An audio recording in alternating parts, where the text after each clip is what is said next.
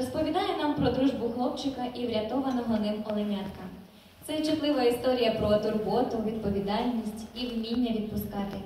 За музику до цього фільму Джо Хісаїші отримав одну з перших великих нагород. Музика створює справжній саундскейп природи, сповнений ніжності, спокою, світлої печалі.